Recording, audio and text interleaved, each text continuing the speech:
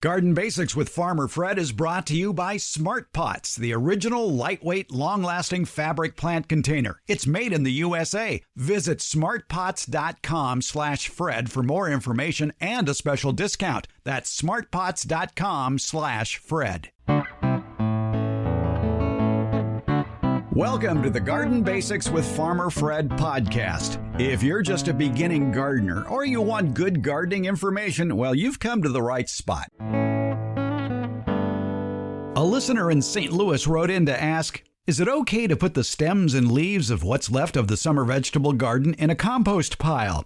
Well, retired college horticulture professor Debbie Flower takes a crack at answering that, and her answer, of course, is, well, it depends. We take a deep dive into composting basics today. The UC Davis Arboretum and Public Garden Superintendent Emeritus Warren Roberts tells us about the plant of the week. For some, it's an outdoor winter blooming bedding plant. For others, it's a house plant. And for everyone, it puts on a colorful show this time of year. It's the Cyclamen, which just might be the best last-minute holiday garden gift to give or receive. We're podcasting from Barking Dog Studios here in the beautiful Abutilon jungle in suburban Purgatory. It's episode 157 of the Garden Basics with Farmer Fred podcast, brought to you today by Smart Pots and Dave Wilson Nursery. And we'll do it all in just a little over 30 minutes. Let's go.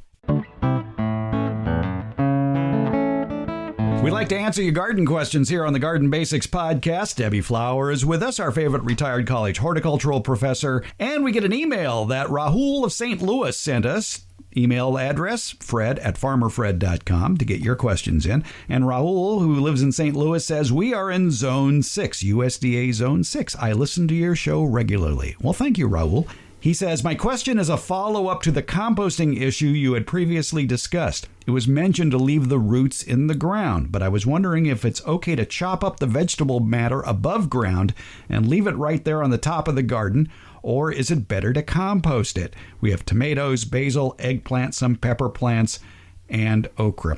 I believe the episode that Rahul was referring to is we were talking about how you can improve the soil by leaving the roots of your existing summer vegetable garden in there to kind of create air pockets and feed the soil. Yes, and I think we were particularly referring to the legumes, like beans, right, which are legumes are crops that fix nitrogen. Fixing nitrogen just means it reacts the nitrogen molecule with hydrogen or oxygen with something else that makes it heavier and keeps it down in the ground. Most of the air around us is nitrogen. That's the largest source of nitrogen, but plants don't get a lot of it from there. They get most of it through the soil. And so if you have a leguminous crop, peas or beans, a bacteria has a symbiotic relationship with the roots of those plants if need be.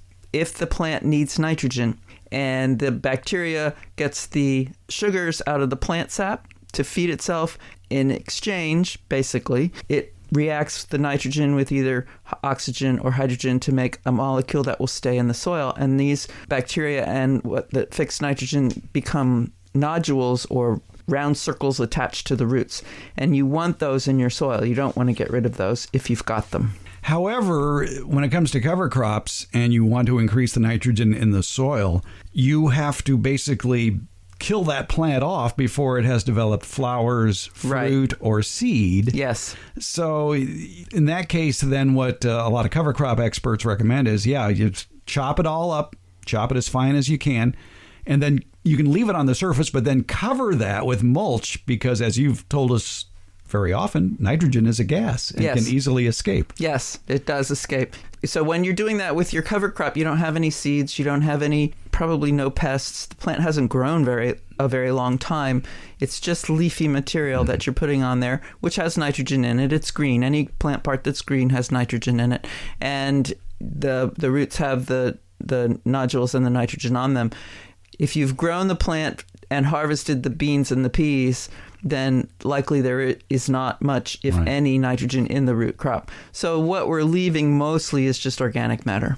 However, by the time that plant has produced flowers and fruit and whatever, you've probably attracted a few insects along the way, Right. or diseases. Right, insects or diseases. And parts of it, although they don't get woody, beans are not a woody plant, tomatoes are not a woody plant, they don't technically form wood, they do form some cells that are more difficult to break down.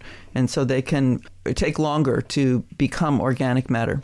The short answer to Rahul's question is I would put them in the compost pile and use another mulch or finished compost. A hot compost pile will kill any diseases or insects or eggs or undesirable things that are on the plants. And so when we get the finished compost out, we have lots of great organic matter. So basically, you don't want to leave any problem children there on the surface of the soil. Right.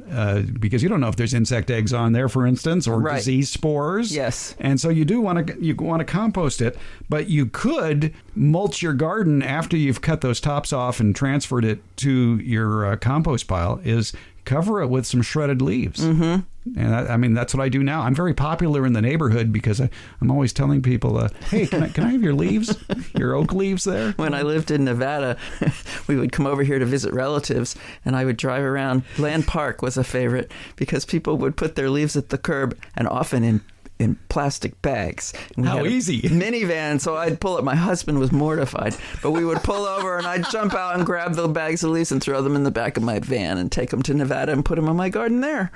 So basically, Raul, the answer is take those trimmings from the tops of your summer vegetable garden, or in a few months, your cool season vegetable garden, and move it off to a hot compost pile, and then mulch the garden with something else like chopped up fallen leaves or even a fine compost. Mm-hmm. Yes. Would be fine.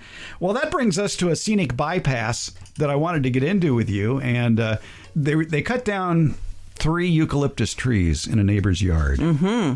And of course, I'm out there going, what are you going to do? You don't want to ship all that wood chips away. Why don't you just dump some of it in my driveway? Mm-hmm. And he goes, okay. And it turns out he had a really big chipper, shredder, and truck.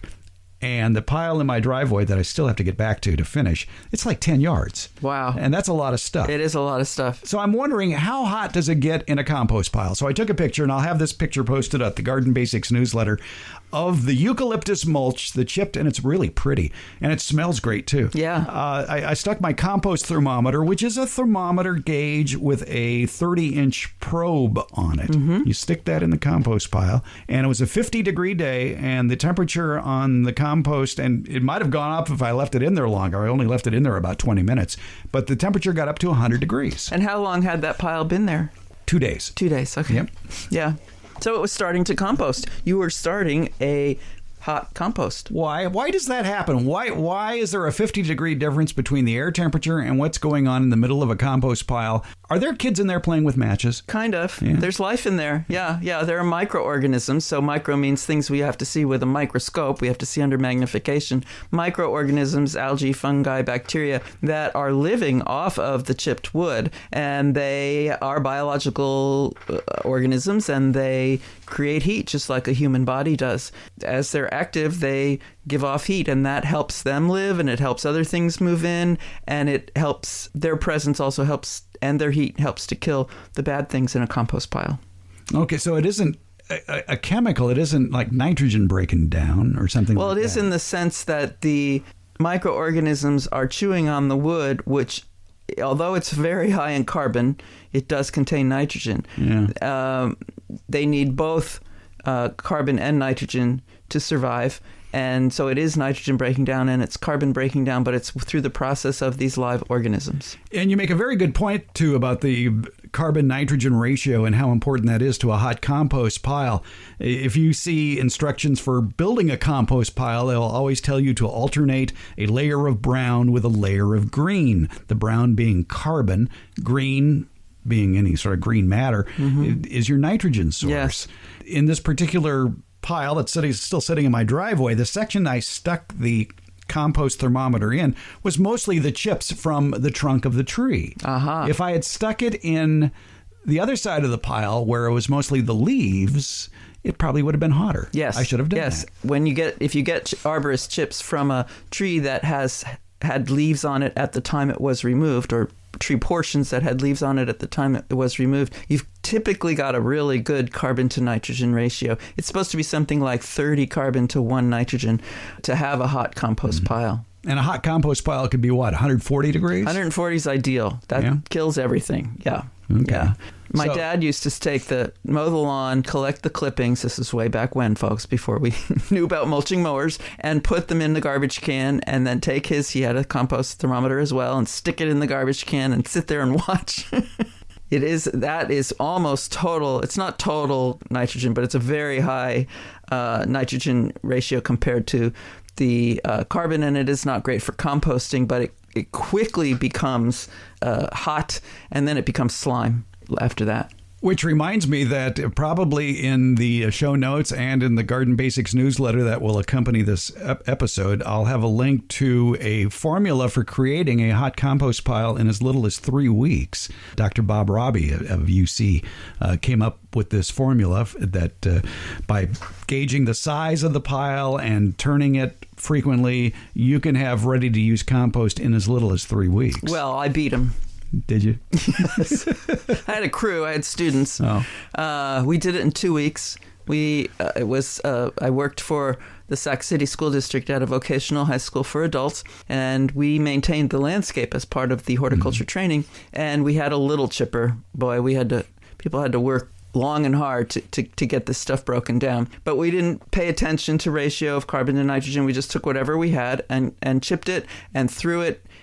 We had a concrete pad up against a brick building. So we threw it in a pile up against this building, and every day, 5 days a week, we went out and the students took the pile and moved it from one place to another. Next day, the same thing. Took it back. Next day, turned it back. We had compost in 2 weeks. The number one limiting factor in a compost pile is oxygen, to keep those microorganisms alive. People think it's water. Yes, it has to be moist, but moist, not wet. They think it might be nitrogen. You need nitrogen, but not a lot of it. The number one thing, and there was a organization in Tucson, Arizona that was studying composting, and they came up with the same answer, that the number one, so Tucson, Arizona is a very hot, very dry place, and they watered the compost pile and they added the right or the wrong carbon to nitrogen ratio, but the number one limiting factor in the compost pile was oxygen.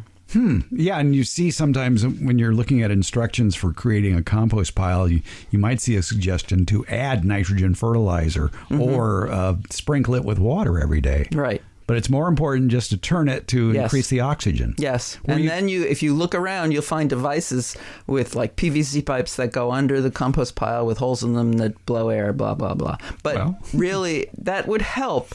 But as the components of the compost pile break down, they get smaller and smaller and smaller. So the spaces between particles get smaller and smaller and smaller as they nestle closer and closer together. And by turning it, you open up those spaces and you allow more oxygen into the pile, which allows the microorganisms to work faster and allows the carbon and nitrogen to break down faster.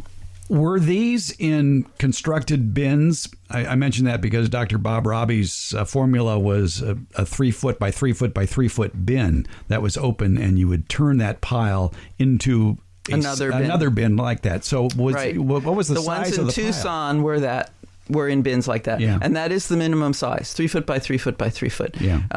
That's a cubic yard. Mm-hmm. And that is you need a certain amount of insulation. The stuff on the outside is not going to break down because it's not insulated well enough. And so you need a certain amount of insulation on the outside to allow the center to warm up. The pile it was called the Skills Center where I taught, was bigger than that. But we just shoveled it, used shovels to move it from one corner to another corner.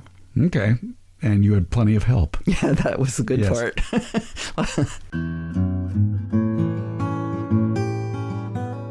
We're glad to have Smart Pots on board supporting the Garden Basics podcast. Smart Pots, it's the original award-winning fabric planter. It's sold worldwide, and Smart Pots are proudly made 100% in the USA. Smart Pots come in a wide array of sizes and colors. If a frost or freeze is in the forecast, moving your frost tender plants that are in the Smart Pots that have handles make them easier to move closer to the house for added warmth, or you could even move them inside for the winter. Visit smartpots.com/Fred for more information about the complete line of SmartPots lightweight, colorful fabric containers.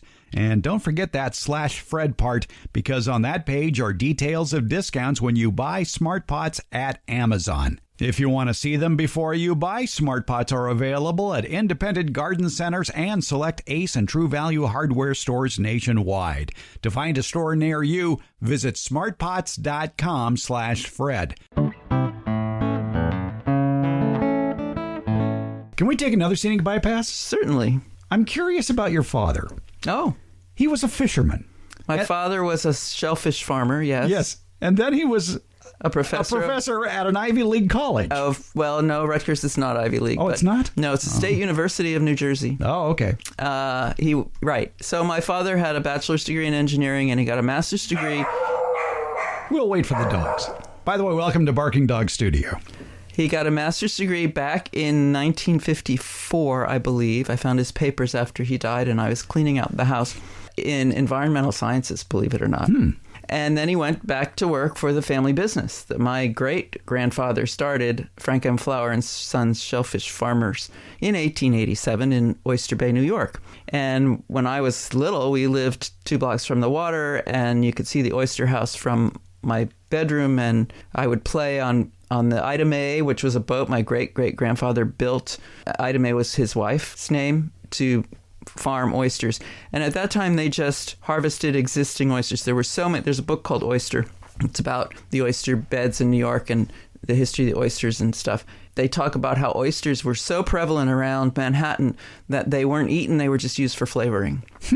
But oysters are fantastic water cleaners. There's a huge resurgence in planting oysters around New York City and other places to clean up the water. But anyway, by 1963, the native oysters were not producing babies, or their babies were not surviving. But the business was going bankrupt, and my father had a wife and 4 daughters. So he went back to his alma mater, Rutgers, for career counseling. What is he going to do? And they said, well, we're starting a cooperative extension position for pollution. And he became the first professor of pollution and cooperative extension in the country, as far as I know. There were other, in the classroom professors, but he was the first extension professor. He did air pollution, water pollution, solid waste management. We would drive around, and he'd hand you his camera and say, take a picture of that smokestack, take a picture of that dirty water, take a picture of that garbage dump. So I became very sensitized to pollution at a very young age. He settled in solid waste management and garbage dumps. He had an EPA grant on revegetating landfills, closed landfills. At that time, they hadn't figured out how to harvest the methane that was right around when they started to do that. And the methane was displacing the oxygen, and roots need oxygen. And so plants weren't doing very well. And so that was all part of it, was suck the methane out, which is a gas created by garbage decomposing. And then the plants will do all right. How does a compost pile not produce methane? Methane is produced in an anaerobic situation. When garbage... This is probably more than you want to know about your garbage dump. When garbage is taken to the dump, it's put into cells, and those cells are lined with compacted clay. At least that was the technique back in the late 70s. And when this was created, garbage landfills were just becoming a thing back then. It used to be just a garbage dump. So if you have a compost pile that smells bad, it's methane. Okay. And other gases that are produced with methane. And it's because your pile has gone anaerobic. It has no oxygen in it. You have too much water. You haven't turned it enough to open up those air spaces. That's why a compost pile doesn't smell bad, because you do open it up and allow the air in there. Methane is produced by decomposing things in without oxygen. You turn that around nicely. So basically, if your compost pile smells bad, turn it. Yes. Yeah. Absolutely. Get some oxygen in it. Absolutely. Don't use it, because the acids that are created in a funky, I'll call it a smelly compost pile, can actually harm plants. So don't use it. You have to Well, don't use it right then. Don't use it right then. Right. Yeah, okay. All right. Work it, turn it, and leave it, and turn it and leave it until the smell goes away. Would you, when you turn it, make it a smaller pile in order to dissipate it? Well, you need, it'll be a stinky job for sure, but you need the minimum of the cubic yard. Yeah. It will get smaller and smaller over time, but if you want it to continue breaking down, you need the minimum of the cubic yard. Well, Raul, how's that for an answer? But basically, yeah, compost those garden scraps because you don't know what sort of vermin is there. Right. All right, Debbie Flower, we learned a lot today. Thank you. Alrighty.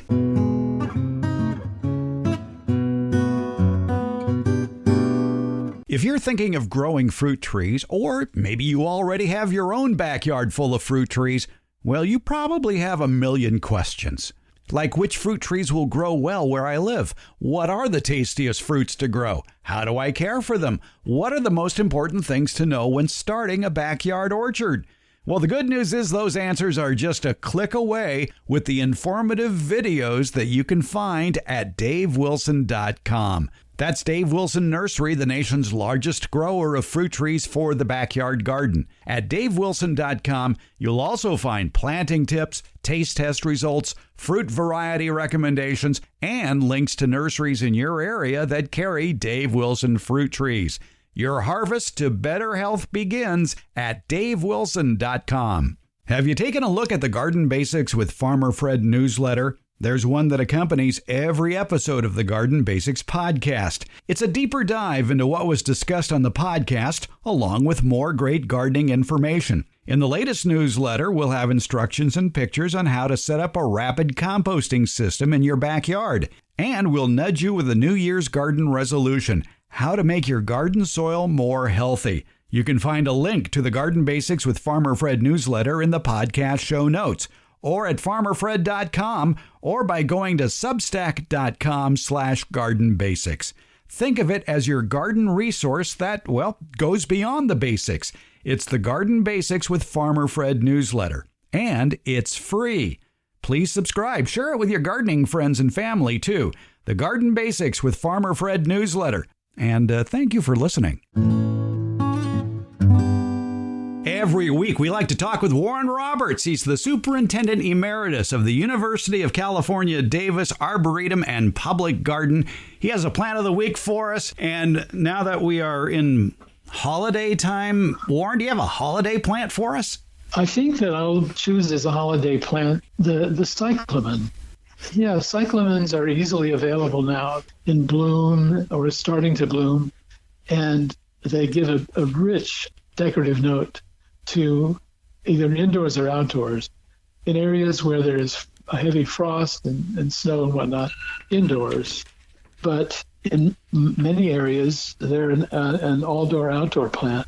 The main species that has been hybridized and bred and crossed with itself and with other species is called Cyclamen persicum, usually known as the florist's cyclamen.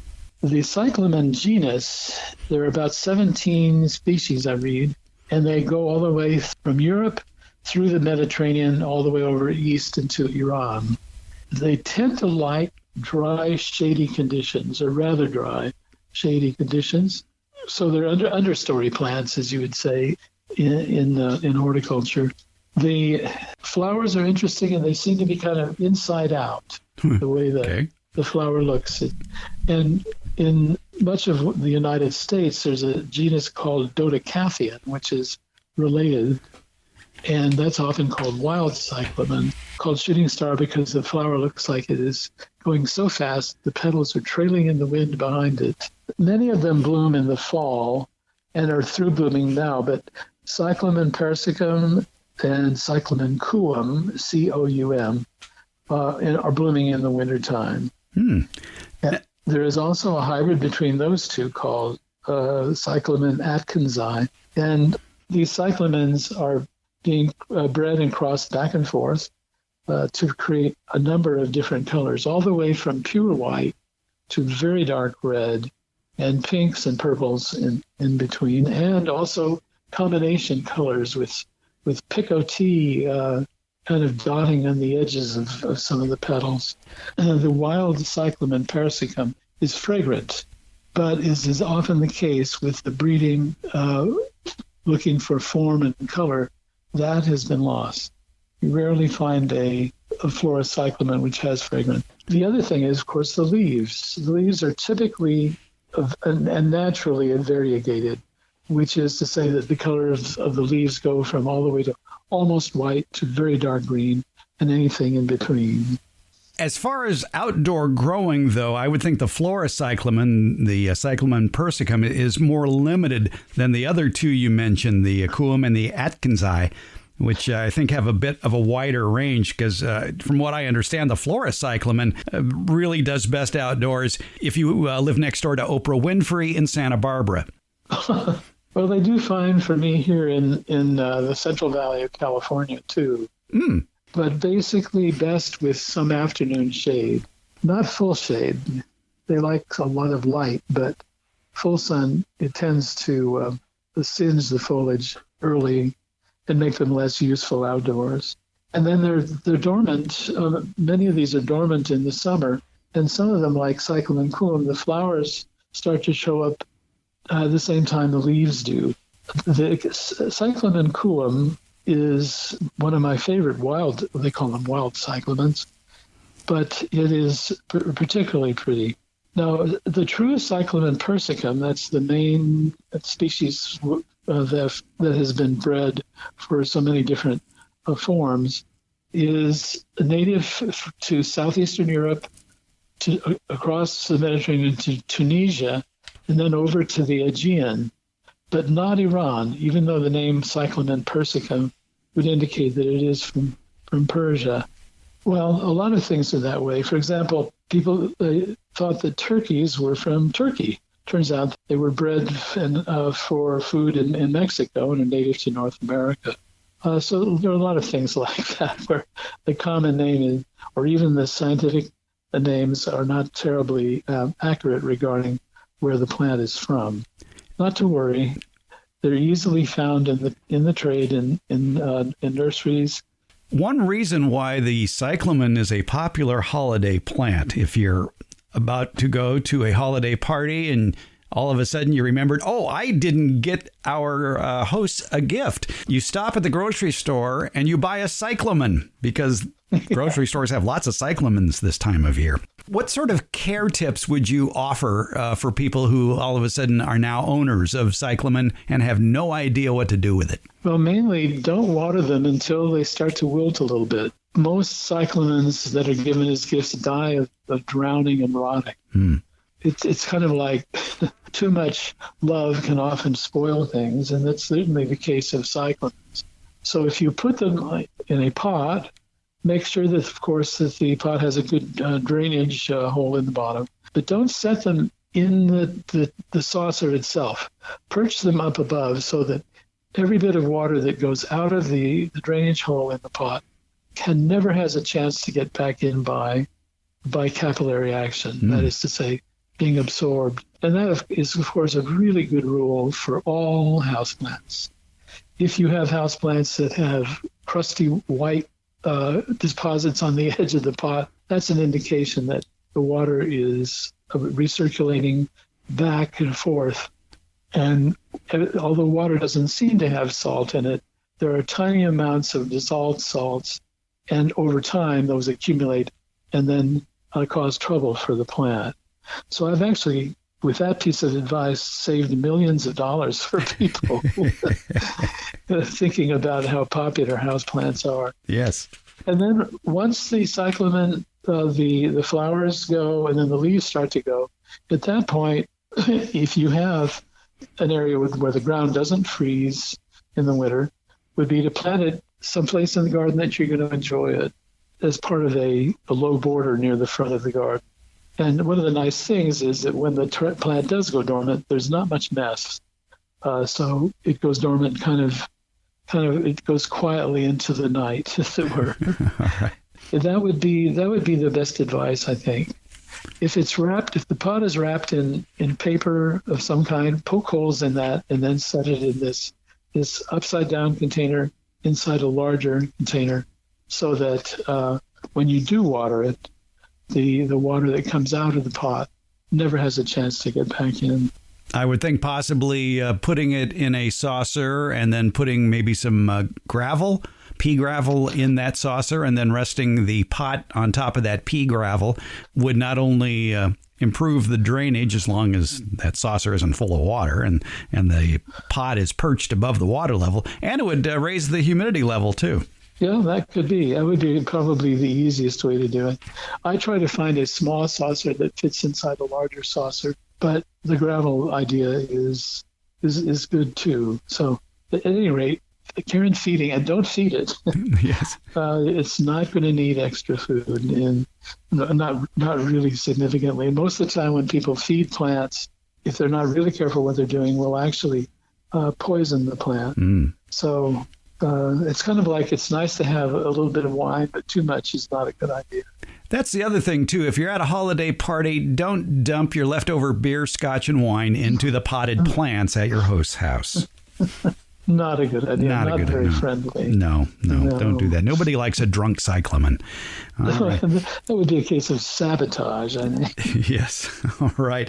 It's the cyclamen. It's the plant of the week, a perfect plant for this holiday time in December, courtesy of the Superintendent Emeritus of the University of California, Davis Arboretum and Public Garden, Warren Roberts. The Arboretum is open every day of the year. It's free if you're traveling to Northern California, and it's about halfway between Sacramento and San Francisco, a little closer to Sacramento, but still, if you're on Interstate 80, you're going to see the Arboretum at UC Davis, so stop by and pay it a visit any day of the year if you want. Warren Roberts, thanks for the info on the plant of the week, the cyclamen. Fred, thank you for the opportunity. My pleasure.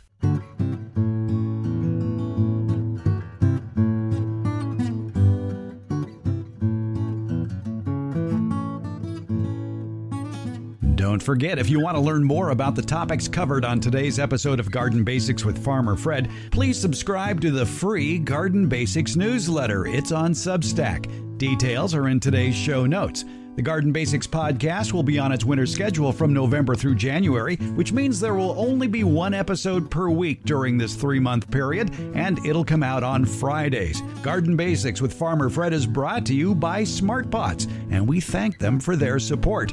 Garden Basics, it's available for free wherever you get your podcasts. Thank you for listening, subscribing, and leaving comments. We appreciate it.